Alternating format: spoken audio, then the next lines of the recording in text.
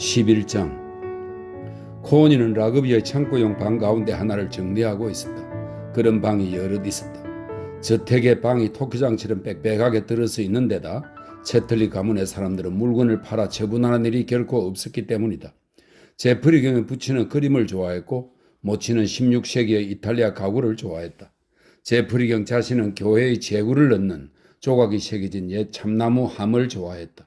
수집벽은 그런 식으로 세대를 거치며 계속 이어졌다. 클리프드는 최신의 현대 회화를 수집하고 있었는데 상당히 싼 값으로 구입했다. 그래서 이 창고용 방에는 형편없는 에드윈 랜더시어즈의 작품과 어줍지 않은 윌리엄 헨리 헌터의 새 둥우리 그림 따위가 있었다. 그리고 그 밖에 왕립 미술원 회원의 딸인 코니를 기겁하게 만들기에 충분한 미술원 화가의 얼치기 작품들도 있었다. 어느 날 그녀는 그것들을 살피고 검토해서 방을 깨끗이 치우기로 작정했다. 한편으로는 괴상한 가구들의 흥미가 가기도 했다. 파손되거나 썩어들지 않도록 조심스럽게 포장해 쌓아둔 것이 하나 있었는데 가문 대대로 내려온 자단으로 만든 오래된 요람이었다. 코니는 포장을 풀어서 한번 살펴보지 않을 수 없었다. 그 요람에는 무언가 마음을 끌어당기는 것이 있었다. 그녀는 한참 동안 그것을 바라보았다. 이게 사용되는 날이 오지 않을 거라고 생각하니 천만 유감이군요. 곁에서 돕고 있던 볼턴 부인이 한숨을 쉬며 말했다. 물론 이런 요람은 이제 구식이 되고 말았긴 하지만요. 사용되는 날이 올지도 몰라요. 아기를 갖게 될지도 모르거든요. 코니는 마치 새 모자가 하나 생길지도 모른다고 말하기라도 하는 것처럼 아무렇지도 않게 말했다. 클리프드 경께서 혹 어떻게라도 되신다면 그렇다는 말씀이신가요? 볼턴 부인이 더듬거리며 말했다. 아니요. 현재의 상태 그대로 그럴 수 있다는 말이에요. 클리프드 경의 문제는 그저 근육 마비일 뿐이에요. 그에게 절대적인 영향을 끼치는 것은 아니죠. 코니는 숨을 쉬는 것처럼 아주 자연스럽게 거짓말을 했다. 그런 생각을 불어넣어 준 것은 바로 클리프드 자신이었다. 그는 언젠가 이렇게 말한 적이 있었다. 물론 당신이 내 애를 낳을 가능성도 아직 충분해. 내가 정말로 완전히 병신이 된 건 아니야. 비록 둔부하고 다리의 근육이 마비되었다 할지라도 생식 능력은 어렵지 않게 회복될 수 있을지도 모르거든. 그렇게 되면 방법을 써서 정자를 당신에게 옮겨줄 수도 있을 거야. 정력이 솟아나 탄광 문제에 몰두하여 아주 열심히 일하고 있을 때면 그는 진심으로 자신의 성적 능력이 되살아나고 있다고 생각했다. 그런 그의 모습을 코니는 공포감에 사로잡혀 바라보았다. 그러나 자신의 보호를 위해 그의 그런 암시를 사용할 수 있을 만큼 코니는 충분히 머리가 잘 돌아가는 여자이기도 했다. 그녀는 할 수 있다면 아기를 가질 생각이었다. 다만 클리프드의 아기는 아닐 것이다. 볼턴 부인은 한순간 숨이 막힌 듯 아연실색한 채 있었다. 그러다가 곧 그녀는 코니의 말을 믿지 않게 되었다. 거기에는 어떤 술책 같은 것이 숨겨져 있는 듯 했다. 하지만 의사들은 요즘 그런 것들을 할 수 있었다. 가령 정자 이식 같은 것을 할 수 있을지도 모른다. 글쎄요 부인, 그러실 수 있기만을 바라고 기도하겠습니다. 그렇게만 된다면 부인께 그리고 모두에게 정말 기쁜 일일 거예요.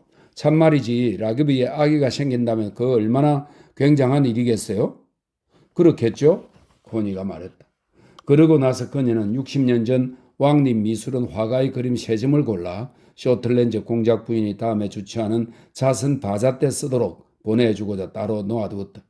이 공작 부인은 바자 공작 부인이라고 불렸는데 바자에서 팔 물건을 좀 보내달라고 항상 도처에 부탁을 해두고 있었다. 액자에 끼운 세점의 왕립 미술원 회원 작품을 받으면 그녀는 기뻐할 것이다. 그것에 고무되어 그녀는 심지어 이곳까지 방문하러 올지도 몰랐다. 지난번 그녀가 방문했을 때 클리퍼드는 얼마나 격렬하게 화를 냈는지. 그러나 아이고 이 마니마, 볼턴 부인은 속으로 혼자 생각하고 있었다. 당신이 지금 우리에게 마음의 준비를 시키고 있는 것은 바로 올리브 멜러즈의 아이지? 아이고 이보시게 그렇게 되면 라그비의 요람에 바로 그 페버셜 아기가 누워있는 꼴이겠구먼. 정말 그럼 그 아이가 역시 이 요람을 더럽히고 말겠지?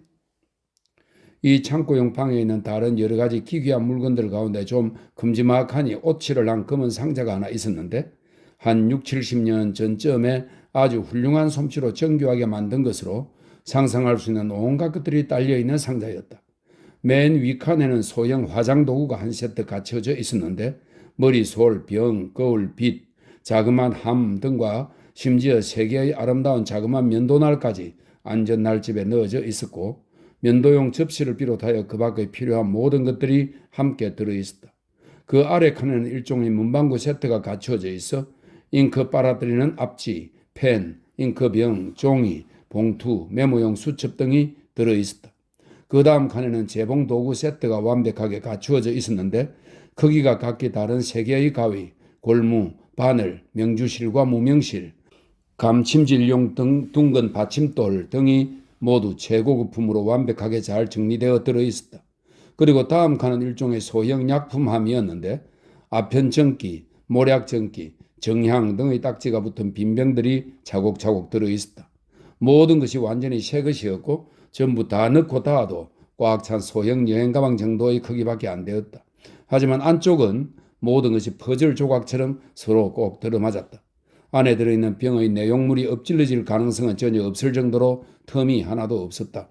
그 물건은 놀라울 정도로 훌륭하게 고안되고 만들어진 것으로 탁월한 솜씨로 제작된 빅토리아 시대 양식의 작품이었다. 그러나 그것은 어딘지 모르게 기괴한 느낌을 주었다. 누군지 모르지만 채틀리 집안의 사람조차 그런 느낌을 받았음에 틀림없다. 그것은 한 번도 사용된 흔적이 없었다. 그 물건에는 영혼 없는 존재의 묘한 섬뜩함이 감돌고 있었다. 하지만 볼튼 부인은 그것을 보고 전율하며 감탄했다. 이 솔들 좀 보세요. 정말 참 아름답고 아주 값비싼 것들이군요. 면도용 솔까지 3개나 완벽하게 갖추어져 있네요. 어쩜 이 가위들도 좀 보세요. 이보다 더 좋은 가위는 살 수 없을 거예요. 아, 정말 훌륭하다고밖에 말할 수 없군요. 그래요? 코니가 말했다. 그럼 가지세요. 아이, 무슨 말씀을요, 부인? 정말이에요. 아님, 세상 끝날 때까지 여기 이대로 내팽개져 있기만 할 거예요. 당신이 받지 않는다면 저 그림들하고 같이 공작 부인한테 보내버릴 텐데 그러기엔 좀 아까운 물건 같군요. 그러니 가지세요. 아이고 부인, 정말 뭐라고 어떻게 감사드려야 할지요? 그럴 필요 없어요. 코니는 웃으며 말했다. 그래야 볼턴 부인은 그 까맣고 큼지막한 상자를 품에 안고 흥분해서 환한 분홍빛으로 달아오른 얼굴로 미끄러지듯 단숨에 아래층으로 내려갔다. 가정부의 남편 베츠가 그녀와 함께 그 상자를 이륜 경마차에 실어 마을에 있는 그녀의 집까지 운반해 주었다. 그러자 그녀는 몇몇 친구들을 불러 그걸 자랑해 보이지 않을 수 없었다. 학교 여선생, 약제사의 아내, 그리고 출납은 괴장의 아내인 위든 부인이 왔는데 그들 모두 그 상자를 보고 놀라워했다. 그러고 나서는 채틀리 부인이 아기를 갖게 된다는 이야기를 속삭이기 시작했다. 세상에 놀라운 일이 끊이질 않는 법이죠. 위든 부인의 말이었다. 그러나 볼턴 부인은 만약 아기가 태어난다면 그건 클리프드 경의 아이일 것임은 확신한다고 말했다. 일은 바로 그렇게 전개되었다. 오래지 않아 교구 목사가 와서 클리프드에게 상냥하게 물었다.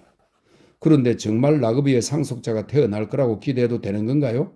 아, 그렇다면 실로 하나님께서 자비로운 손길을 베풀어 주신 것일 겁니다. 글쎄요, 기대는 할 수 있겠죠. 클리프드는 살짝 비꼬는 듯 하면서도 동시에 어떤 확신감을 가지고 말했다. 자신의 핏줄을 이어받은 자식이 정말로 태어날 수 있다고 그는 이미 얼마 전부터 믿어왔던 것이다. 그러던 어느 날 오후 레슬리 윈터, 사람들이 부르는 명칭으로는 지주나리 윈터 씨가 찾아왔다. 깡마른 체구에 흠없이 깔끔한 70살 노인으로서 볼턴 부인이 베츠 부인에게 말한 것처럼 구석구석 완벽한 신사 양반이었다. 들것 하나하나까지도 말이다. 그런데 옛날 어투로 허허 하고 다소 헛웃음을 치며 말을 하는 그는 주머니 가발보다도 더 구식 존재처럼 보였다. 이 주머니 가발은 늘어뜨린 뒷머리를 싸는 장식 주머니가 달린 가발로 18세기에 유행한 것이라고 하네요.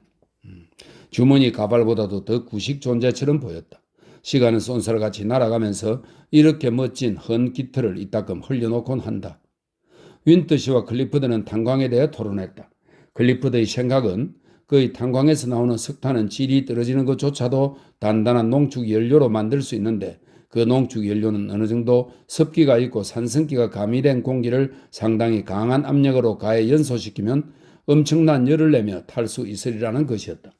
오랫동안 관찰된 바 어떤 날 특별히 강하고 습기찬 바람이 불 때면 갱구는 아주 선명한 불꽃을 내며 타올라서 그의 아무 연기도 내지 않은 채 분홍색 자갈로 서서히 변하는 대신 아주 가루가 고운 재만 남기곤 한다는 것이었다. 하지만 자네의 그 연료를 연소시키기에 적합한 기계장치는 어디서 구할 것인가? 윈터 씨가 물었다. 그건 제가 직접 만들 작정입니다. 그 연료도 제가 직접 사용할 거고요. 그래서 전력을 생산해 팔 겁니다. 틀림없이 전 해낼 수 있다고 생각합니다. 자네가 해낼 수만 있다면 그럼 아주 장한 일일 걸세. 이보게 장한 일일 거야. 장한 일이고 말고 내가 혹 무슨 도움이라도 된다면 아주 기쁠 걸세. 내가 시대에 뒤처진 사람이고 내 탄광 역시 마찬가지라고 생각은 한다네. 하지만 내가 죽고 난 뒤 혹시 자네와 같은 사람들이 탄광을 인수할지도 모르는 일이지? 그럼 얼마나 좋겠나. 전에 일하던 광부들을 모두 다시 고용할 수 있을 것이고 석탄을 팔 필요가 없거나 팔고자 할 때 팔지 못하는 일이 없게 될 거야. 아주 훌륭한 생각일세. 성공하길 비네. 나한테 아들놈들이라도 있다면 틀림없이 싶을 일을 위해 최신식 구상을 할 텐데 틀림없이 말이네. 그런데 이보게 라그비의 상속자가 생기리라는 기대를 해도 된다는 소문이 도는데 정말 어떤 근거가 있는 말인가? 어떤 소문이 돌고 있나요? 클리프드가 물었다. 글쎄 이보게 빌링우드의 마시얼이 물어보더군. 나한테 말이야. 그게 소문에 대해 내가 알고 있는 전부일세. 물론 아무 근거가 없는 말이라면 내가 그런 말을 다시 뇌까리는 일은 결코 없을 거네. 글쎄요 영감님. 클리프드는 불안한 얼굴로 그러나 눈을 이상하게 반짝이면서 말했다. 희망은 있습니다. 희망은요. 윈터 씨는 빵을 가로질러 다가와서는 클리프드의 손을 꼭 쥐었다. 이보게 이 친구야. 그 말이 나한테 얼마나 큰 의미를 갖는지 자네 상상도 못할 걸세. 자네가 아들을 갖는다는 기대 속에서 일하고 있다는 얘기를 듣게 되다니. 그리고 또 자네가 다시 테버실의 광부들을 모두 고용할 수 있을지도 모른다니. 이보게 가문의 지위를 유지하고 일하고 싶은 사람 누구에게나 일자리를 줄 수 있다고 하니. 노 신사는 정말로 감격하는 모습이었다. 다음날 코니는 기다란 노란 튤립을 유리 꽃병에 꽂고 있었다. 여보 코니, 클리프드가 말했다. 당신이 라그비의 상속자를 낳을 거라는 소문이 돈다는 걸 당신은 알고 있었어? 코니는 공포감으로 눈앞이 희미해지는 느낌이었다. 하지만 그녀는 그대로 아주 가만히 서서 꽃을 매만졌다. 아니요, 그녀는 말했다. 농담으로들 하는 말인가요? 아니면 악의로 그러신 건가요? 그는 잠시 가만히 있다가 대답했다. 어느 쪽도 아닌 것 같아. 하지만 일종의 예언이 될 수도 있다고 난 생각해. 코니는 계속해서 꽃을 매만지며 있었다. 오늘 아침 아버지한테 편지를 받았어요. 그녀는 말했다. 알렉산더 쿠프 경이 7월부터 8월까지 베네치아의 에스메랄다 별장에 저를 초청한 것을 아버지가 승낙하셨는데 그걸 알고 있는지 물으시더군요. 7월부터 8월까지 내내? 클리프드가 말했다. 그렇게 다 머무르진 않을 거예요. 당신 정말 같이 가지 않을래요? 난 외국 여행은 하고 싶지 않아. 클리프드는 곧바로 말했다. 그녀는 꽃을 창가로 가져갔다. 나 혼자라도 가면 안 되겠어요? 그녀는 말했다. 이번 여름엔 그러기로 약속했던 거잖아요. 얼마나 오래가 있을 건데? 아마 한 3주쯤이요. 잠깐 동안 침묵이 흘렀다. 글쎄, 클리프드가 천천히 그리고 좀 우울하게 입을 열어 말했다. 3주 정도라면 나 혼자 견딜 수 있겠지. 당신이 돌아오고 싶을 거라는 확신만 내가 절대적으로 가질 수 있다면 말이야. 난 돌아오고 싶을 거예요. 그녀는 순순히 확신에 찬 어조로 조용하게 말했다. 그녀는 다른 남자를 마음속에 떠올리고 있었다.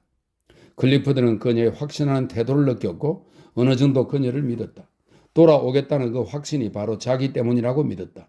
그는 무한한 안도감을 느끼면서 즉시 기쁨에 넘쳤다. 그렇다면 그가 말했다. 괜찮을 것 같아. 그렇지 않아? 내 생각도 그래요. 그녀는 대답했다. 당신은 변화가 생겨서 즐겁겠지? 그녀는 묘하게 푸른 눈으로 그를 올려다보았다. 베네치아는 다시 가보고 싶어요. 그녀는 말했다. 그리고 호수 건너의 조약돌 깔린 섬들 가운데 한 곳에서 수영도 하고 싶어요. 하지만 당신도 알다시피 리도는 정말 싫어요. 게다가 알렉산더 쿠프경과 쿠프 부인도 마음에 들 것 같지 않아요. 하지만 힐드 언니가 함께 있고 또 우리만의 곤돌라를 쓸 수 있다면 그래요. 그렇게만 하면 꽤 근사할 거예요. 정말 당신도 함께 가면 좋겠어요. 그녀는 진심으로 말했다. 그런 것들로 그를 행복하게 해주고 싶은 마음 또한 간절했던 것이다.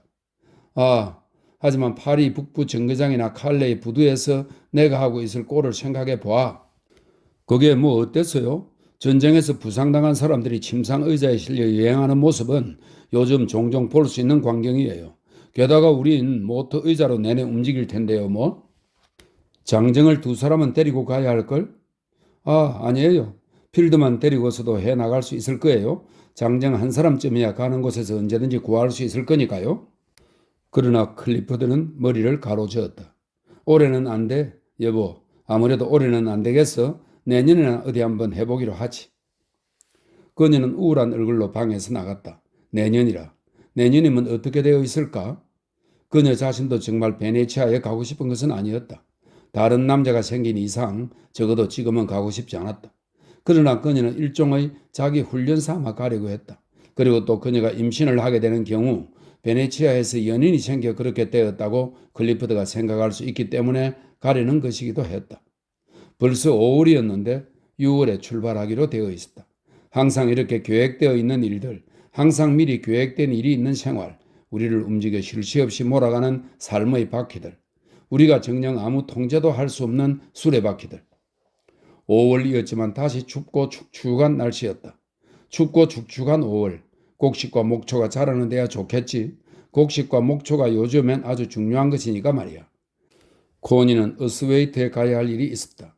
그들 소유의 자그마한 읍내인 그곳은 채틀리 가문의 사람들이 아직도 바로 그 높으신 채틀리 가문의 사람들로 대접받고 있는 곳이었다. 그녀는 혼자 갔는데 운전사 필드가 차로 데려다 주었다. 5월이고 실록이 우거졌음에도 불구하고 이 고장은 음산했다. 좀 으슬으슬한 날씨였는데 빗속에 연기가 섞여 있었고 공기 중에는 일종의 배기가스 같은 것이 떠도는 느낌이었다. 사람들은 그저 자신들의 저항력으로 살아가야 할 뿐이었다. 이곳 사람들이 험악하고 모진 것은 당연했다.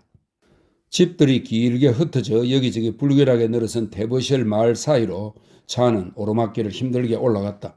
시커먼 벽돌집들, 처마 끝을 날카롭게 번득이며 내밀고 있는 검정 슬레이트 지붕들, 석탄가루로 시커먼 진흙탕, 까맣게 비에 젖은 포장된 인도 등을 지나갔다. 마치 모든 것에 음산함이 속속들이 적셔든 것 같았다.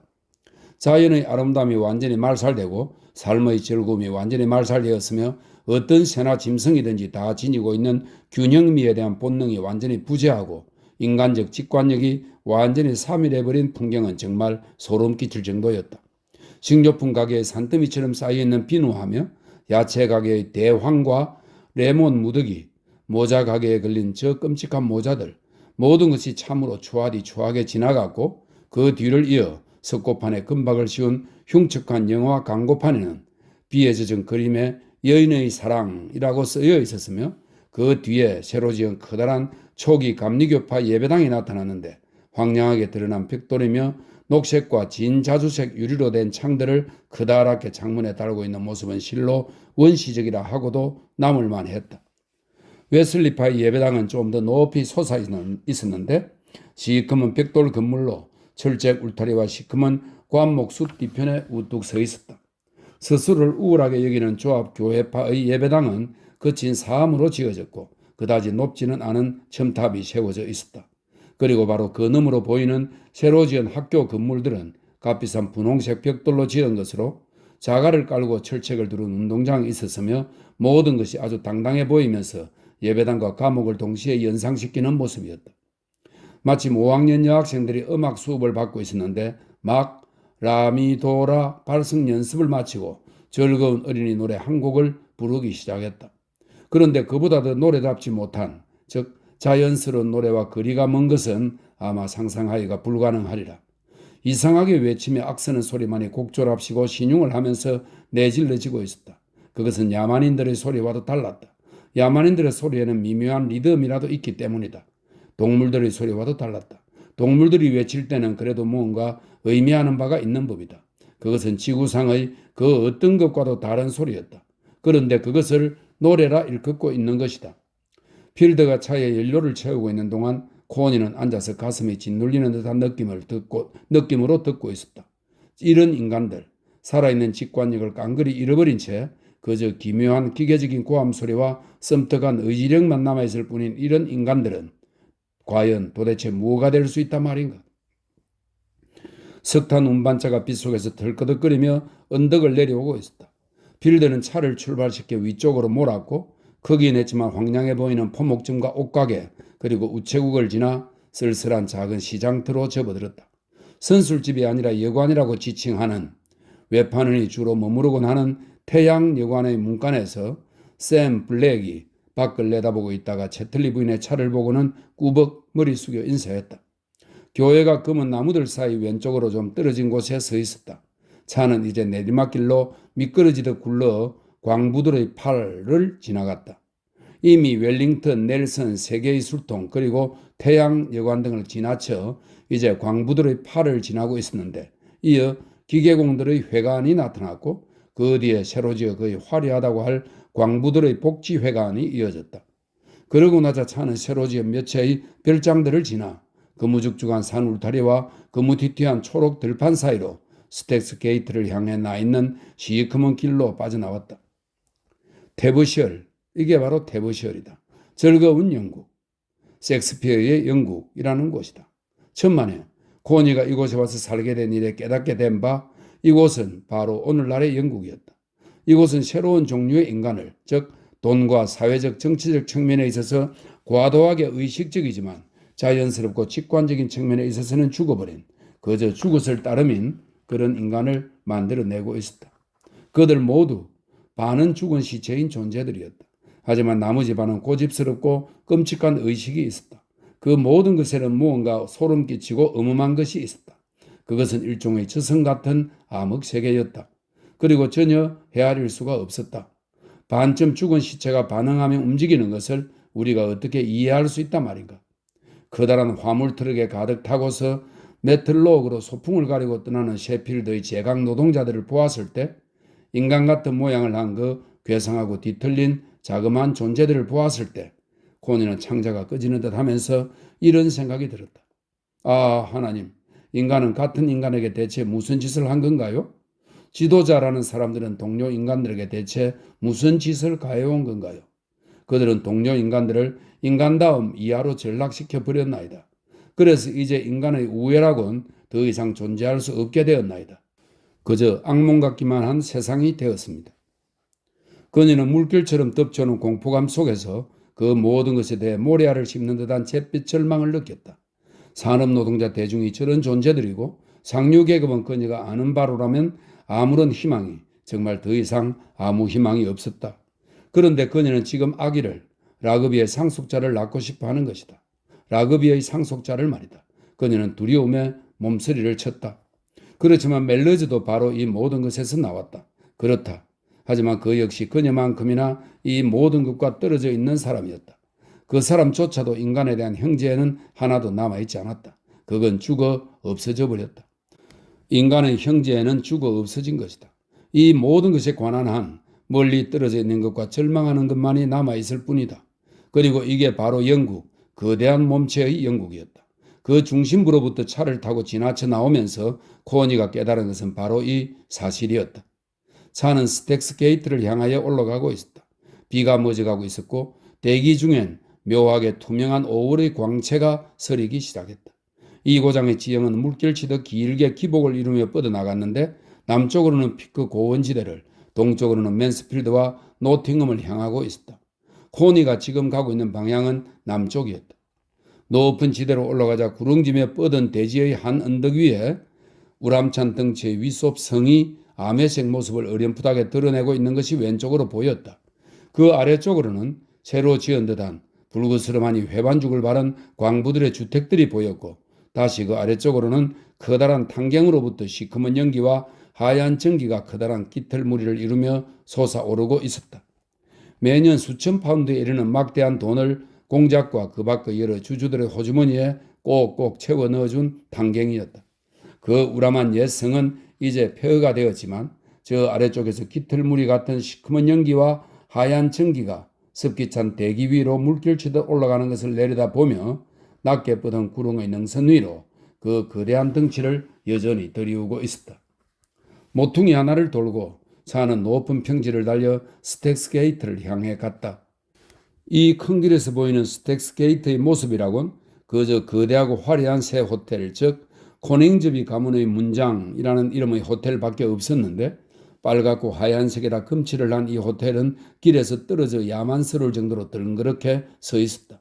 그러나 잘 보면 왼쪽 편으로 맵시 있는 현대식 주택들이 줄지어 있는 모습이 눈에 띄었는데, 빈트와 정원이 딸린 주택들이 쭉 늘어서 있는 모습은 마치 도미노 놀이, 즉 놀란 대지 위에서 어떤 괴이한 도사들이 기묘한 도미노 놀이라도 부리고 있는 것 같이 보였다.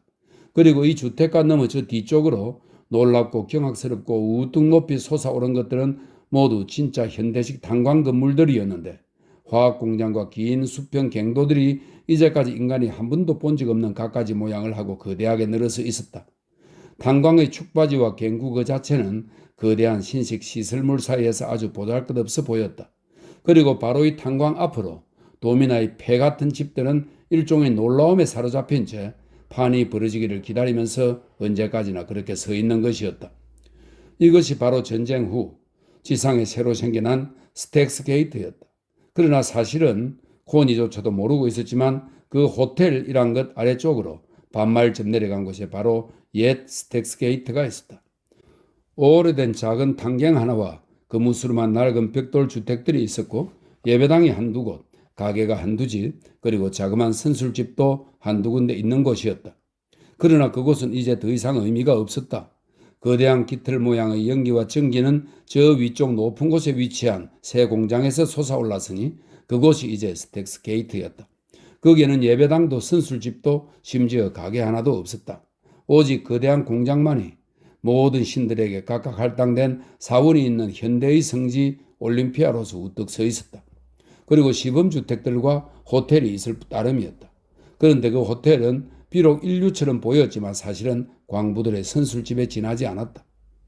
코니가 라그비에 온 직후부터 이곳은 새로 지상에 생겨나기 시작했고, 그 이래 시범주택은 어딘지 모를 온갖 곳에서 흘러들어온 어중이 떠중이들로 가득 찼는데, 그들은 여러 가지 다른 일에 종사하는 틈틈이 클리프드의 토끼를 밀려가곤 했다. 구릉을 이루며 넓게 펼쳐진 고장을 바라보며 차는 고지대를 따라 계속 달려갔다. 이 고장, 한때는 자랑스럽고 위험 있는 곳이었다. 앞쪽으로 다시금 어렴풋하게 드러나면서 농장의 능선 정상에 걸려있는 모습으로 거대한 덩치의 화려한 체드윅 저택이 나타나는데, 벽보다는 창문이 더 많은 아주 유명한 엘리자베스 여왕 시대의 저택 가운데 하나였다. 저택은 장엄하게 커다란 임원 위로 우뚝 홀로 서 있었다. 하지만 이제 구시대의 유물로 과거로 넘겨진 건물이었다. 아직 유지 보존은 되고 있었지만 구경거리로서만 그럴 뿐이었다. 보라, 우리 선조들이 어떻게 이곳에서 영지로 군림하며 훌륭히 살았는지를. 그건 과거의 일이었다. 현재는 저 아래 놓여 있었다. 미래가 어디에 있는지는 신만이 알고 있다. 차는 벌써 구부러진 길을 돌아 광부들의 작고 낡은 시커먼 집들 사이로 어스웨이트를 향해 내려가고 있었다. 어스웨이트는 습기 찬 날이면 깃털 모양으로 솟아오르는 연기와 전기를, 또 어떤 신이 되었든지 하늘에 있는 신들에게로 있는 대로 하늘 높이 뿜어 올렸다. 계곡 저 아래의 어스웨이트는, 즉 셰필드로 이어지는 철도가 강철로 된 실처럼 관통하고 있으며, 탄광과 제강 공장의 긴 관처럼 생긴 굴뚝에서는 연기와 불꽃이 뿜어져 나오고 있고, 교회의 자그마한 나선형 뾰족탑이 곧 쓰러져 넘어질 것 같으면서도 여전히 연기 사이를 뚫고 애초롭게 서 있는 그런 어스웨이트의 모습은 이상하게도 항상 코니에게 어떤 감동을 주곤 했다. 그곳은 시장이 쓰는 오래된 업으로서 근처 골짜기 지역의 중심지였다. 그곳의 대표적인 여관 가운데 하나는 바로 채틀리 가문의 문장이라는 이름을 지녔다. 그곳 어스웨이트에서 라그비는 외부인들이 걱정하듯이 단순한 한 채의 집이 아니라 마치 하나의 지역 전체를 말하는 것처럼 라그비 그 자체로 여겨지고 일컬어졌다. 즉 테버셜 옆 라그비 저택 마을 또는 라그비 영지 하는 식으로 불리었다.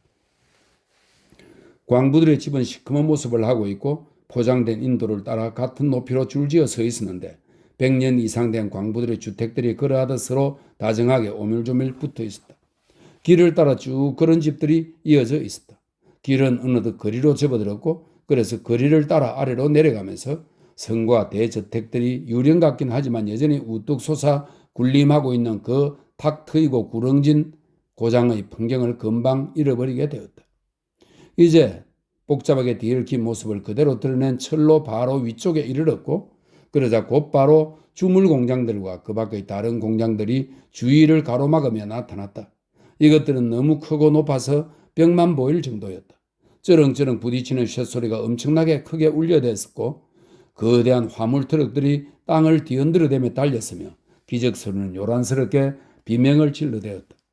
하지만 일단 아래로 다 내려와서 구불주불 이리저리 꼬인 읍내의 중심부로 들어서고 나면 교회 뒤쪽으로 구불구불한 거리를 따라 다시금 2세기 정도 되돌아간 듯한 세상이 호련 펼쳐지는데, 바로 채틀리 가문의 문장이라는 이름의 여관과 오래된 약국이 있는 거리로서 웅장하게 자리 잡은 저택들과 성들이 있는 구릉지의 거칠고 넓게 트인 세계로 나가던 길목이었다.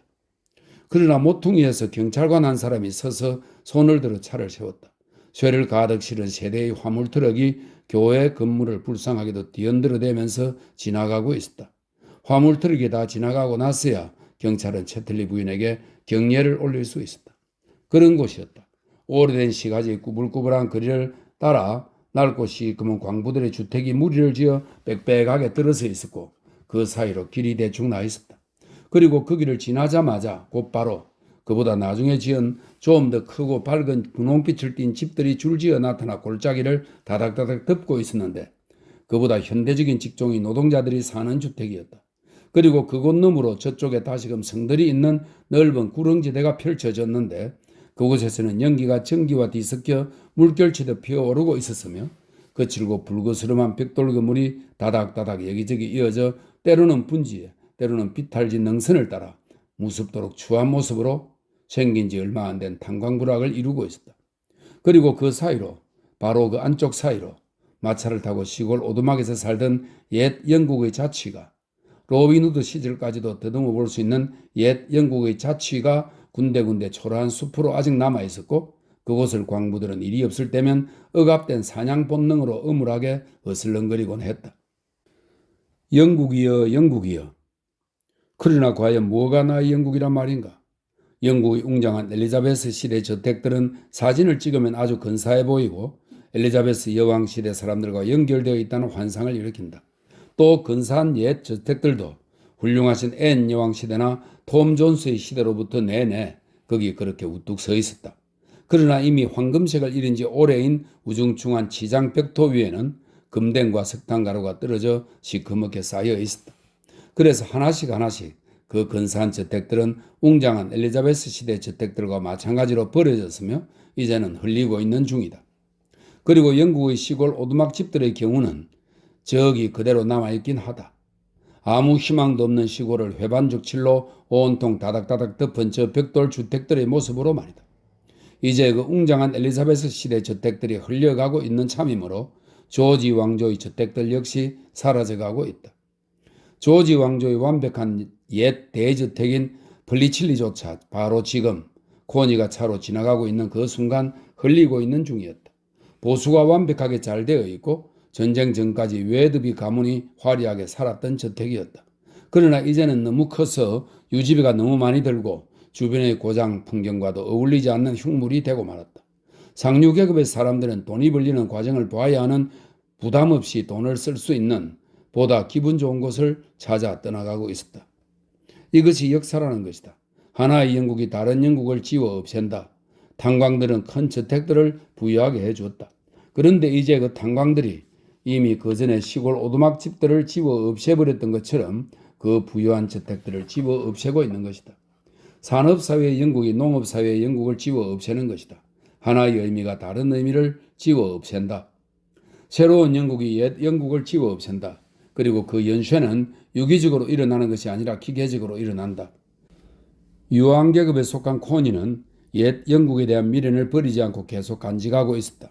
그 옛 영국이 사실은 이 무섭고 끔찍스러운 새 영국에 의해 지워져 없어졌다는 사실을, 그리고 완전히 지워 없어질 때까지 이 지워 없애기는 계속될 거라는 사실을 그녀가 깨닫는 데는 여러 해가 걸렸다.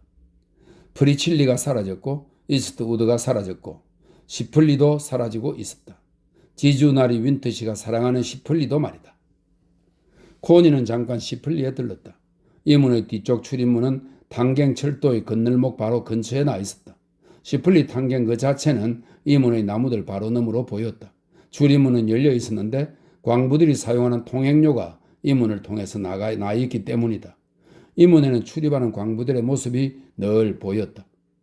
차는 장식용 연못들을 지나갔는데 연못에는 광부들이 버린 신문지들이 떠 있었다. 연못을 지나 사유도로인 찻길로 접어들어 저택을 향해 나아갔다. 저택은 위쪽에 따로 떨어져 우뚝 서 있었는데 지장 벽토를 바른 아주 보기 좋은 건물로 18세기 중엽에 지은 것이었다. 주목이 늘어선 아름다운 오솔길이 나 있었고 그 길을 따라가자 한 채의 오래된 저택 앞에 이르렀다. 저택은 시원스럽고 차분하게 몸체를 활짝 펼친 채 조지 왕조풍 유리창을 즐거운 듯이 반짝거리며 서 있었다. 그 뒤로는 정말로 아름다운 정원이 있었다. 코니는 라그비보다 이 저택의 내부가 더 마음에 들었다. 그것은 훨씬 밝고 생기가 있었으며 모양새가 매끈하고 우아했다. 방의 벽은 우윳빛을 칠한 판자로 발라져 있었으며 천장은 금박으로 장식되어 있었고 모든 것이 딸라위 없이 잘 정돈되고 시설도 비용을 아끼지 않고 완벽하게 잘 갖춰져 있었다. 복도조차도 널찍하니 훌륭하게 꾸며져서 부드럽게 곡선을 이루면서 생기에 차 있었다. 그러나 레슬리 윈터 씨는 가족이 없었다. 그는 자신의 집을 끔찍히 사랑했다. 그러나 그의 이모는 그가 소유한 탕갱 3곳과 경계를 같이 하고 있었다. 그는 마음이 너그러운 사람이었다. 그는 광부들이 자신의 임원에 들어오는 것을 그의 기꺼운 마음으로 받아들였다. 광부들 덕에 자신이 부자로 살고 있는 것 아닌가. 그래서 보기 흉한 광부들이 무리지어 그의 관상용 연못가를 하지만 임원의 사유지 구역은 안 되었다. 그건 안 되었다. 그것은 양보할 수 없다고 그는 분명히 선을 그었다. 그 관상용 연못가를 어슬렁거리는 것을 보면 그는 이렇게 말하곤 했다. 광부들은 사슴들만큼 보기에 운치가 있지는 못하겠지만 금전적으로는 훨씬 유익한 존재지. 그러나 그건 빅토리아 여왕의 통치 후반 경제적 황금기의 일이었다. 광부들은 그 당시엔 훌륭한 일꾼들이었다. 윈터 씨는 그의 집을 방문한 당시 아직 황태자 신분이었던 에드워드 왕에게도 그렇게 반쯤은 명령조로 말했다. 그러자 왕자는 특유의 약간 목이 쉰 영어로 이렇게 대답했다. 맞소이다. 만약 샌드링엄에도 석탄이 매장되어 있다면 난 잔디밭에다 탕갱을 파놓고 그걸 인류 조경 작품으로 여길 거다. 아 정말이지 나는 기꺼이 노루하고 광부를 맞바꿀 용의가 있어. 당신네 광부들은 또 훌륭한 일꾼들이라고들 합디다. 그러나 그 당시 황태자는 돈의 매력과 산업주의의 축복에 대해 아마 좀 지나치게 생각을 했던 것이라. 하지만 그 황태자가 결국 국왕이 되었고 그러다가 다시 그가 사망하여 이제 또 다른 국왕이 즉위에 있었는데 그의 주된 임무는 빈민을 위한 무료 급식소를 여는 데 있는 것처럼 보였다. 그러는 동안에 그 훌륭하다는 일꾼들은 어떻게 된 건지 점점 싶을 일을 에워싸 들어오고 있었다. 새로운 탄광마을들이 생기나 임원 위에 가득 들어섰고 윈터 씨는 어쩐지 그곳의 주민들이 이질적으로 느껴졌다. 그는 호인다우면서도 제법 위험있게 토지와 자신이 거느린 광부들에 대해 영주와도 같은 주인의식을 느껴왔었다. 그런데 이제 미묘하게 스며든 자신의 정신에 의해 어쩐지 그는 차츰 밀려나 있었다. 바로 자기 자신이야말로 더 이상 그곳에 속하지 않는 존재였던 것이다. 그것은 틀림없는 사실이었다. 탄광은 즉 산업은 그 자체의 의지를 가지고서 이 신사다운 소유주를 배척하고 있었다. 모든 광부들이 그 의지에 동참하고 있었고 그것에 대항해 살아나가기는 어려웠다. 그것은 윈터 씨와 같은 사람을 밀어내 자리에서 쫓아내든지 아니면 아예 생을 마감하도록 하든지 하는 것이었다. 군인이었던 지주나리 윈터 씨는 그것에 완강하게 저항했다. 그러나 그는 더 이상 저녁 식사 후에 이문을 산책하고 싶은 마음이 들지 않았다. 그는 집 안에 거의 숨어 있다시피 했다. 언젠가 한 번은 모자를 안 쓴 채 자주색 비단 양말에 에나멜 가죽 구두를 신고 좀 허허거리며 점잖게 헛웃음을 치는 태도로 이야기를 나누면서 코니와 함께 출입문 쪽으로 걸어 내려간 적이 있었다. 그러나 인사나 그 어떤 예의 하나 차리지 않고 거기에 그대로 선 채 빤히 노려보고 있는 몇몇 광부의 무리를 지나치게 되었을 때 코니는 그 야위고 점잖은 노신사가 마치 우리 안에 갇힌 단아한 수컷 영양이 천박한 응시를 받고 움츠러드는 것처럼 그렇게 움츠러드는 것을 느꼈다. 광부들이 개인적으로 적의가 있는 것은 아니었다. 그건 전혀 아니었다. 그러나 그들의 정신은 차디찼고 그를 밀쳐내고 있었다. 그리고 마음속 저 깊은 곳에 어떤 깊디 깊은 원한이 도사리고 있었다. 그들은 그를 위해 일을 하는 사람들이었던 것이다. 그리고 자신들은 추함몰골을 하고 있었는데 그의 우아하고 고상함에 점잖은 존재를 보자 분노가 치밀었던 것이다. 저자는 대체 누구야? 그들이 붕괴하고 있는 것은 바로 그 차이였다. 그리고 군인다운 진실성을 여전히 깊이 간직하고 있던 그는 영국인다운 마음속 어딘가 내밀한 곳에서 광부들이 그런 차이에 대해 붕괴하는 것이 옳다고 믿고 있었다. 그는 자신이 그 모든 이익을 다 차지하는 것은 아무래도 좀 잘못되었다는 느낌이 들었다. 그렇지만 그는 어쨌든 하나의 사회 체제를 대표하는 몸이었고 따라서 밀려나지 않을 작정이었다. 죽지 않는 한은 말이다. 그런데 그 죽음은 코니가 방문한 지 얼마 안 되어 갑자기 그에게 닥쳐왔다. 그리고 그는 클리프드에게도 상당한 금액의 유산을 물려준다는 말을 잊지 않고 유언장에 남겼다. 상속인들은 즉시 지시를 내려 시플리를 허물도록 했다. 저택을 유지하는 데 비용이 너무 많이 들었다. 게다가 아무도 들어와 살려는 사람이 없었다. 그래서 저택은 흘렸다. 주목이 늘어선 가로수길도 베어져 없어졌다. 이 문은 나무가 목재로 다 잘려나가 없어지고 여러 구획의 택지로 나뉘었다. 그곳은 어스웨이트에 충분히 가까웠다. 그리하여 이 또 하나 새로 생긴 무인지대의 기이하고 헐벗은 황문지에는 벽 한쪽이 서로 붙어있는 집들이 불이 나게 뚝딱 지어져 올라가더니 어느 틈에 자그마한 거리들을 이루고 있었다. 얼마나 바람직한가. 그 이름도 시플리 저택 부동산 주택단지라네. 코니가 마지막으로 방문한 지 1년이 채 안 되는 동안에 바로 그런 일이 벌어졌다. 시플리 저택 부동산 주택단지가 거기에 들어서서는 빨간 벽돌의 벽 한쪽이 서로 붙은 별장 주택들이 늘어서서 새로운 거리를 이루고 있었다. 바로 12달 전에 치장 벽돌을 바른 큰 저택이 그 자리에 서 있었다고는 아무도 상상하지 못할 정도였다. 그러나 이것은 바로 잔디밭에 장식으로 탄광을 만들어 놓겠다는 에드워드 왕의 조경술이 후기 단계로 발전된 결과였다. 하나의 영국이 다른 영국을 지워 없앤다. 지주 윈터시 같은 사람들과 라그비 같은 저택들의 영국은 지나갔고 끝장난 것이다. 다만 그 지워 없애기가 아직 완성되지 않았을 따름이다. 앞으로 어떻게 될 것인가? 코니는 상상이 가지 않았다. 그저 벽돌로 지은 새로운 거리들이 들판마다 널리 퍼져나가고 새로운 건물들이 탄광마다 솟아오르고 비단 스타킹을 치는 새로운 아가씨들과 새로운 광부 청년들이 무도장이나 복지관을 드나들며 빈둥거리는 모습만이 떠오를 뿐이었다. 젊은 세대들은 옛 영국에 대해 알고 있는 바가 전혀 없었다. 의식의 연속성이 단절된 것인데 초기의 미국과 거의 비슷한 단절이었다. 하지만 사실은 산업사회의 발달로 인한 단절이었다.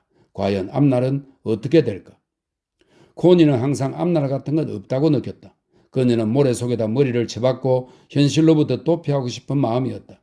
아니면 적어도 살아있는 남자의 가슴에라도 머리를 묻고 싶었다. 세상은 너무도 복잡하고 끔찍하고 소름 끼쳤다. 하청 대중은 너무 많았고 또 정말 너무 무서웠다. 집으로 돌아가는 도중에 광부들이 탄광에서 줄지어 나오는 모습을 보고 코니는 그렇게 생각했다. 그들은 시큼해진 잿빛 형상의 일그러진 얼굴을 하고 한쪽 어깨를 축혀 올린 뒤 징박힌 무거운 장화를 아무렇게나 질질 끌고 있었다. 지하 생활자의 시커먼 잿빛 얼굴, 흰 자위가 희번덕거리며 돌아가는 두 눈, 갱도의 천장에 부딪히지 않으려고 움츠러들어 비틀어진 목, 흉하게 어긋난 양 어깨. 인간들이여, 대체 이게 뭔가? 어느 면에서는 참을성 많고 선량한 인간들이었다. 하지만 다른 면에서는 존재를 상실한 인간들이었다. 남자에게 있어야만 하는 그 어떤 것이 그들에겐 자라나다가 말살되어버리고 없었다. 하지만 그들은 여전히 남자들이었다. 자식을 낳았다. 여자에게 자식을 낳게 할 수가 있는 것이다. 끔찍했다. 생각만 해도 끔찍했다. 그들은 선량하고 친절한 사람들이었다. 그러나 그들은 반쪽에 불과했다. 잿빛 반쪽 인간에 불과했다. 아직 그들은 훌륭한 일꾼들이기도 했다. 그러나 그것조차 반쪽짜리 훌륭함에 불과했다. 그들에게서 죽은 반쪽이 되살아나 일어난다면, 그러나 아니었다. 그건 너무 끔찍해서 생각할 수 없는 일이었다.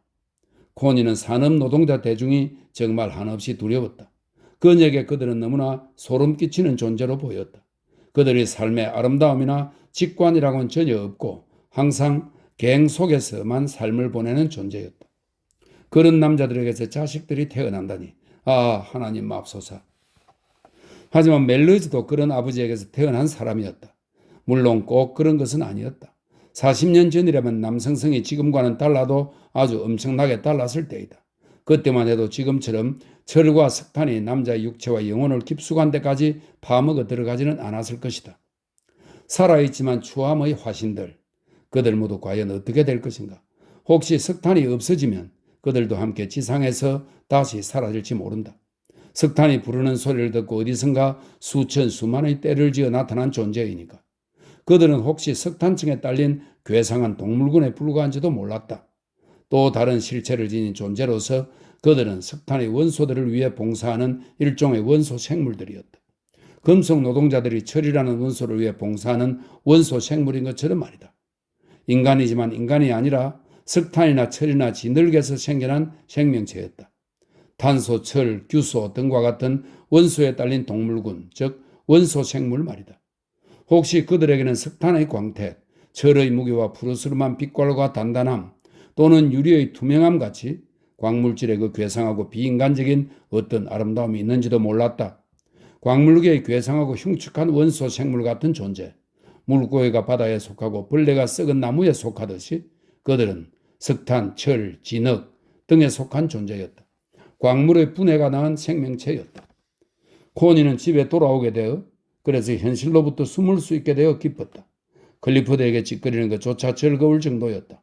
중부 지방의 탄광과 제철 산업 환경에서 얻은 공포감으로 인해 그녀는 기묘한 느낌에 사로잡혔고 그 느낌이 독감처럼 온몸에 퍼졌기 때문이다. 물론 벤틀리 양의 가게에서 차를 마셔야 했지요. 그녀가 말했다. 그래, 윈터 씨가 차를 대접해 주었을 텐데 왜 그랬어? 예, 맞아요. 하지만 벤틀리 양을 실망시킬 수가 없었어요.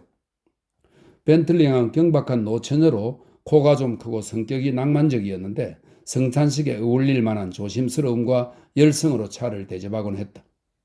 그녀가 내 안부를 물어? 클리프드가 말했다. 물론이지요. 여쭙기 외람되지만 클리프드 경께서는 어떠신지요? 하고 묻더군요. 그녀는 당신을 캐블 간호사보다도 훨씬 더 높이 우러러 본다니까요.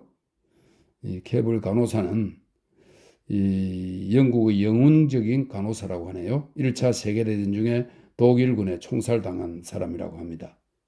그녀는 당신을 캐블 간호사보다도 훨씬 더 높이 우러러 본다니까요. 그래서 당신은 내가 원기왕성하다고 했겠지? 그럼요. 그러자 그녀는 마치 내가 당신한테 천국이 열렸다고 말하기라도 한 것처럼 황홀한 표정이 되더군요. 혹 테브실에 올 기회가 있으면 꼭 당신을 만나러 오라고 말해 주었어요. 나를? 무엇 때문에 나를 만나러 온다고? 그래요, 클리퍼드. 그토록 숭배받고 있는데 무언가 보답을 해주는 게 있어야죠. 그녀의 눈엔 카파도키아의 성 조지도 당신과 비교하면 아무것도 아닐 정도라고요. 그래, 그녀가 올 것 같아? 글쎄요, 그녀는 얼굴이 빨개지더군요. 그러더니 한순간 아주 아름다워 보였어요. 애처로울 정도로 말이에요. 왜 남자들은 진정으로 자기를 숭배하는 여자와 결혼하지 않는 걸까요? 여자들은 너무 뒤늦게 숭배를 하기 시작하거든. 한데 그 여자가 오겠다고 했어? 아이고 마님. 코니는 숨이 막혀 말도 제대로 못하는 벤틀리 양을 흉내내며 말했다. 제가 어찌 감히 그런 주제넘은 짓을 하겠는지요. 감히 주제넘은 짓이라고? 별 얼빠진 소리 다 하는구먼. 하지만 어쨌든 그 여자가 나타나지 않았으면 정말 좋겠군. 그런데 차 맛은 어땠어? 아, 립턴 차였는데 아주 진했어요. 하지만 클리퍼드, 벤틀리 양을 비롯하여 그녀와 같은 많은 여자들에게서 당신이 바로 장미 이야기와 같은 존재라는 걸 알고 있어요? 이 장미 이야기는 13세기에 기욤 드 로리스가 쓰고 장 드 맹이 왕기를 지은 프랑스의 유명한 장편 연애시라고 합니다. 장미 이야기와 같은 존재라는 걸 알고 있어요? 그래도 난 별로 영광스럽지 않아. 그 여자들은 화보 신문에 실린 당신의 사진이란 사진은 죄다 오려 소중히 간직하고 있어요. 그리고 아마 밤마다 당신을 위해 기도까지 올릴걸요? 정말 꽤 근사한 일 아니에요? 코니는 옷을 갈아입으러 위층으로 올라갔다. 그날 저녁 클리프드가 그녀에게 말했다. 결혼이라는 것에는 무언가 영원한 것이 있다고 당신도 생각하지 않아? 그녀는 그를 바라보았다. 하지만 클리퍼드, 당신이 지금 한 영혼이라는 말은 마치 무슨 뚜껑과 같은 것, 또는 우리가 아무리 멀리 가도 늘 우리 뒤에 질질 끌리며 달려있는 길이 긴 쇠사슬과 같은 것처럼 들리는군요. 그는 좀 화가 난 듯한 얼굴로 그녀를 바라보았다. 내 말은, 그가 말했다. 당신이 베네치아에 간다고 할 때 무언가 아주 진지하게 연애관계에 빠질 것을 기대하지는 않을 거라는 뜻이야. 그렇지? 베네치아에서 아주 진지하게 연애관계에 빠지지 않을 거냐고요? 천만에요. 염려 말아요. 아주 하찮게가 아니면 베네치아에서 결코 연애관계에 빠지지 않을 테니까요. 그녀는 묘하게 경멸감이 섞인 어조로 말했다. 그는 이 말을 찌푸리면서 그녀를 바라보았다. 다음날 아침에 아래층으로 내려왔을 때 그녀는 사냥터 지기의 개 플로시가 클리프드의 방문 앞 복도에 앉아서는 아주 희미한 소리로 낑낑대고 있는 것을 보았다. 어머 플로시, 그녀는 부드럽게 말했다. 여기서 뭐라고 있니? 그리고 그녀는 조용히 클리프드의 방문을 열었다. 클리프드는 침대용 탁자와 타자기를 한쪽으로 밀어놓은 채 침대에 일어나 앉아 있었고 사냥터지기는 침대 발치에 반듯한 자세로 서 있었다. 플로시가 달려 들어갔다. 살짝 고개를 저으며 멜러지는 눈짓으로 개에게 다시 문간으로 나가라고 명령했고 그러자 개는 슬금슬금 기어 나갔다. 아 여보 안녕? 코니가 말했다. 일하고 있는 줄 몰랐어요. 그런 다음 그녀는 사냥터지기를 바라보면서 인사를 했다.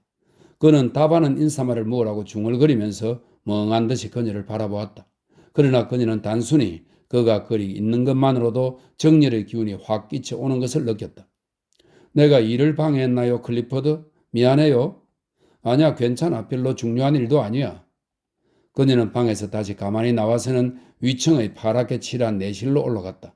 그녀는 창가에 앉아서 그가 도로를 따라 그 묘하고 말없는 동작으로 자신의 존재를 감춘 채 걸어 내려가는 모습을 바라보았다. 그에게는 일종의 타고난 조용한 남다름과 좀 그만한 듯한 초연함이 있었으며 그러면서 또한 어떤 약한 모습이 있기도 했다. 고용인, 클리프드의 고용인 가운데 한 사람. 브루투스여, 우리가 아래 끝들인 것은 우리 별자리 탓이 아니라 우리 자신의 탓이라네. 이것은 셰익스피어의 줄리어스 시즈에 나오는 구절입니다. 그는 아래 것인가? 그런가? 그는 그녀를 어떻게 생각하고 있을까?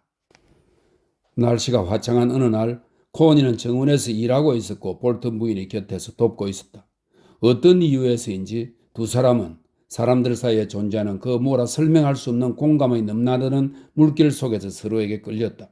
그들은 카네이션을 말뚝에 매어 고정시키고 여름용 화초 모종을 심고 있었다. 두 사람 다 좋아하는 일이었다. 코니는 특히 어린 모종의 부드러운 뿌리를 부드럽게 익인 검은 흙 속에 심고 꼭꼭 눌러 자리를 잡아주는 것에 큰 즐거움을 느꼈다. 이 따스한 봄날 아침에 코니 역시 마치 햇빛이 자신의 자궁에 비쳐들어 거기를 어루만지며 행복하게 해주는 것처럼 자궁 속이 떨리는 것을 느꼈다. 당신이 남편을 이어인 지도 꽤 오래되었지요? 어린 모종 하나를 집어들어 구덩이에 심으면서 그녀는 볼턴 부인에게 말했다. 23해나 되었답니다. 어린 매 발톱꽃 모종 다발을 조심스럽게 하나씩 낱개로 나누어 놓으면서 볼턴 부인이 대답했다. 사람들이 죽은 그이를 집으로 떠매고 온 지도 23해나 되었지요? 끔찍한 종지부와도 같은 그 말에 코니의 심장은 움찔 뒤틀렸다. 집으로 떠매고 왔다니? 남편이 왜 죽은 거라고 당신은 생각해요? 그녀는 물었다. 당신하고는 행복했죠? 그것은 여자 대 여자로서의 질문이었다. 볼턴 부인은 손등으로 머리카락 한 올을 얼굴에서 걷어올렸다. 잘 모르겠어요, 부인. 그는 좀 상황에 그대로 순응하려 하지 않는 사람이었어요. 다른 사람들과 정말로 같이 어울려 행동하려고 하질 않았어요. 게다가 겁이 나서 머리 숙이는 걸 세상 없이 싫어했지요. 일종의 옹고집인데 자신을 망하게 만드는 성질이죠. 그러니까 사실 그는 매사 어찌되든 상관없는 무심한 사람이었던 거예요. 저는 그게 탄광 탓이라고 본답니다. 그는 탄광에 발을 들여놓지 말았어야 했어요. 하지만 소년이었을 때 그의 아버지가 그를 탄광에 집어넣었답니다. 그리고 그렇게 20을 넘기자 이미 발을 빼기가 쉽지 않게 돼버린 거죠. 탄광일이 싫다고 남편이 말하던가요? 아니요, 천만에요. 한 번도 그런 적이 없었답니다. 그이는 무어가 싫다는 말을 한 적이 결코 없었지요. 그저 묘하게 익살스러운 표정을 짓고 날 뿐이었어요. 그이는 무어가 어찌되든 상관없다는 식의 사람들 중의 하나였어요. 첫 번째로 지원에 아주 즐겁게 전쟁터로 떠나가서는 곧장 전사하고 말았던 몇몇 젊은이들 같이 말이에요. 그이는 사실 쏘갈머리가 없는 사람은 아니었어요. 하지만 매사에 무심했죠. 그래서 전 그에게 늘 이렇게 말하곤 했답니다. 당신은 매사에 모두에게 어찌 그리 무심하기만 한가요? 하고요. 하지만 그는 항상 그렇지만은 않았답니다. 처대가 태어났을 때인데 그이는 꼼짝 않고 가만히 앉아서는 마침내 다 끝났는데도 일종의 경악에 찬 끔찍한 시선으로 저를 바라보고 있는 것 아니겠어요? 난산이라 고통스러웠지만 오히려 제가 그 일을 위로해야 했지요. 이봐요 서방, 괜찮아요. 괜찮으니 걱정 마요. 하고 말입니다. 그러자 그인 절 바라보면서 그 묘하게 익살스러운 미소를 짓더군요. 그는 그 일에 대해 결코 한마디도 한 적이 없었어요. 하지만 제가 확신하건대 그는 그 이후로 밤에 나와의 잠자리에서 즐거움을 제대로 맛본 적이 없어요. 결코 자신을 정말로 완전히 풀어 끝까지 가질 않았거든요. 그래서 전 그에게 말하곤 했지요. 이봐요 서방, 끝까지 가서 확 풀어보라니까 하고요. 그이는 아무 대꾸도 하지 않았어요. 하지만 그는 자신을 완전히 풀어내 맡기려고 하지 않았고 또 그렇게 할 수도 없었어요. 제가 더 이상 아기를 갖는 걸 원치 않았던 거지요. 저는 이 문제에 대해 늘 그의 어머니를 원망했는데 그를 방 안에 들어오게 한 사람이 바로 그의 어머니였거든요. 아기 낳는 방에 그가 들어와 있어서는 안 되는 거였어요. 남자들은 일단 생각에 빠지기 시작하면 필요 이상으로 이를 심각하게 생각하니까 말이에요. 남편이 그렇게도 깊이 마음에 끓여했나요? 그렇답니다. 그의 아무래도 그것을 당연하게 받아들일 수가 없었던 거죠. 출산할 때 그 모든 진통을 말입니다. 그리고 그것 때문에 부부 생활의 사랑에서 얻는 그의 즐거움은 망쳐지고 만 것이지요. 그에게 전 이렇게 말했죠. 내가 아무렇지도 않은데 왜 당신이 그러는 거예요? 그건 내 소관사항이란 말이에요. 하고요. 하지만 그이한테 듣는 대답이라고는 오직 그건 옳지 않아 라는 말뿐이었답니다. 아마 너무 예민한 사람이었던가 보죠? 코니가 말했다. 예, 바로 그거예요. 가만히 잘 살펴보면 남자들이란 바로 그렇다는 걸 알게 되죠. 말하자면 쓸데없는 일에 지나치게 예민하다는 거죠. 그리고 제가 믿기로 비록 자신은 모르고 있었지만 그이는 탄광이를 싫어했답니다. 그저 싫었을 뿐이었던 거죠. 죽은 그이의 모습은 정말 평온해 보였어요. 마치 자유로워지기라도 한 것처럼 말이에요. 그인 정말 미남 청년이었죠. 마치 죽기를 바라기라도 했던 것처럼 그렇게 고요하니 맑고 깨끗한 얼굴로 누워있는 모습을 보았을 때 정말 가슴이 찢어지는 듯 했답니다. 아, 그건 정말 가슴이 찢어지는 일이었어요. 정말로요. 하지만 그 모든 것이 다 바로 탄광 탓이었죠. 그녀는 사무치는 고통으로 잠시 눈물을 흘렸다. 고니는 더 많은 눈물을 흘렸다. 따스한 봄날이었다. 대지와 노란 꽃들에게서는 향기가 퍼져나오고 수많은 초목들이 싹을 틔우며 자라나고 있었으며 정원에는 햇빛의 순수한 생기가 고요하게 넘쳐 흐르고 있었다.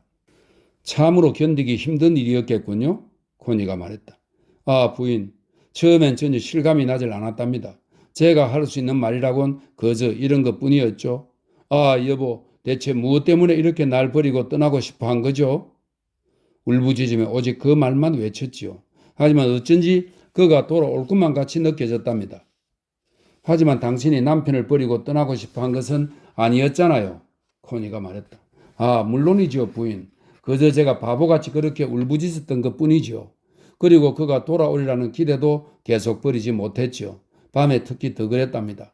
잠을 이루지 못한 채 왜 그이가 나하고 같이 침대에 누워있지 않는 거지?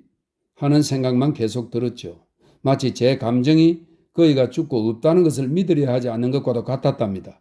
그저 그가 돌아와서 저와 살을 맞대고 누워 제가 그의 몸을 느낄 수 있도록 해주지 않을 수 없을 것이라는 느낌뿐이었죠. 그게 제가 원하는 전부였으니까요. 곁에 누운 그의 몸을 내 살로 따뜻하게 느끼는 것 말이에요. 수천 번의 충격을 받고 나서야 비로소 저는 그가 돌아오지 않을 거라는 사실을 깨달을 수 있었지요. 여러 해가 지나고 나서 말입니다. 남편의 촉감 말이군요. 코니가 말했다. 네, 바로 그거예요 부인. 그의 촉감이요. 오늘 이 순간까지도 저는 결코 그 촉감을 이겨내지 못했답니다. 앞으로도 못할 거고요. 저 위에 하늘나라에 있다면 그는 거기에서 기다리고 있다가 제가 그리로 가는 날 곁에 살을 맞대고 누워 제가 잠들 수 있게 해줄 겁니다. 코니는 생각에 잠긴 볼튼 부인의 잘생긴 얼굴을 두려운 마음으로 헐끗 쳐다보았다. 대버실 출신의 또 다른 정열적 인간이다. 남편의 촉감이라. 사랑의 결박은 풀기 고달픈 것이 나니. 일단 한 남자를 우리의 핏속에 받아들이고 나면 참으로 무서워지는군요. 코니는 말했다. 그래요, 부인.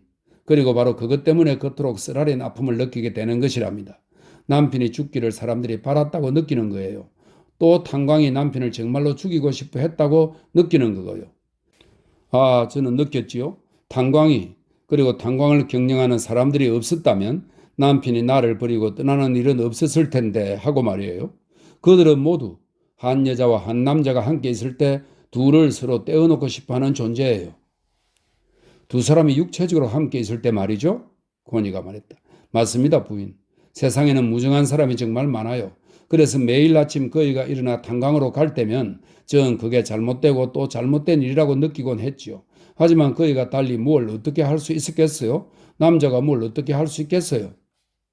묘한 정오심이 그 여자의 마음속에 붉은 솟구치며 타올랐다. 하지만 한 사람의 촉감이 그렇게 오래 지속될 수 있는 건가요? 고니는 갑자기 물었다. 당신이 남편을 그토록 오래 느낄 수 있다니 말이에요. 아, 부인, 오래 지속되는 것이 그것 말고 뭐가 있겠어요. 자식들도 자라서 결국 떠나가 버리죠. 하지만 남자는 글쎄요. 하지만 마음속에 있는 그것조차 남편의 촉감에 대한 생각마저 세상은 죽여 없애려고 하지요. 심지어 내 배로 낳은 자식들까지도 말입니다. 뭐 글쎄요. 남편과 제가 나중에 서로 사이가 나빠 멀어졌을 수도 있겠죠. 아무도 장담할 수 없는 일이니까요. 하지만 그 감정만은 좀 다른 것이지요. 글쎄요. 그런 거 상관 않고 사는 게 차라리 나을지도 모르겠습니다. 하지만 남자에 의해 정말 온몸 사사치 뜨겁게 달구어진 적이 한 번도 없는 여자들을 볼라치면 글쎄요. 그들이 아무리 훌륭하게 옷을 차려입고 나대며 돌아다닌다 해도 저한테는 결국 불쌍한 처녀 귀신 정도로밖에 보이지 않는답니다. 그래요. 저는 이런 제 생각을 지킬 거예요. 세상 사람들이 어떻게 생각하는지는 저에게 별로 중요하지 않답니다.